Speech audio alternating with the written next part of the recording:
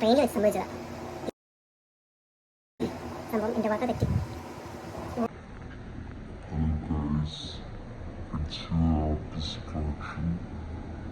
ഞാൻ പറഞ്ഞിട്ട് എനിക്ക് ചെറിയ ഇൻസിഡൻറ്റ് പറ്റി.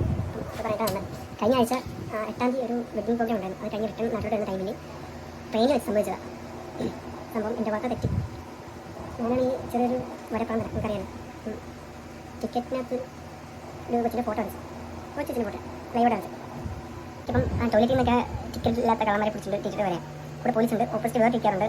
അപ്പം ടിക്കറ്റ് ചെക്ക് ചെയ്ത് എൻ്റെ അടുത്ത് വന്നപ്പം പെട്ടെന്ന് ഞാൻ പേടിച്ചു. ഈശ്വര പണിയാവും, അതിനൊക്കെ പണി കിട്ടുകയും ചെയ്ത് ഞാൻ പറഞ്ഞുതരാം. ടിക്കറ്റ് നോക്കി എന്നിട്ട് നിങ്ങൾ വരച്ചാണ് ഞാൻ പറഞ്ഞത്. ആ സമയം ഞാൻ വരച്ച് ടിക്കറ്റിലാണ് നിങ്ങൾ വരയ്ക്കുന്നത്. നിങ്ങൾക്ക് വരയ്ക്കണമെങ്കിൽ നിങ്ങൾ പുറത്ത് വരയ്ക്കാം, അല്ലെങ്കിൽ വേറെ പേപ്പറിൽ വെച്ചാൽ പേപ്പറിൽ വരയ്ക്കാം. ടിക്കറ്റിൽ വരയ്ക്കാൻ പാടില്ല. ബട്ട് എൻ്റെ ഭാഗത്തോട് തെറ്റി, അത് കുറ്റം പറയാൻ പറ്റില്ല. പെട്ടെന്ന് ഞാൻ ഉറങ്ങിവിടുന്ന സൗണ്ട് എണീറ്റ് ആ ഷോക്കിൽ ഞാൻ പെട്ടെന്ന് അയാൾക്ക് ചൂടായി. ഞാൻ പടം വരച്ചെന്ന് പറഞ്ഞിട്ട് ടീച്ചർ ഒരു 600 അടിച്ചാണ്. യാത്രയുള്ള സാധനമാണ്.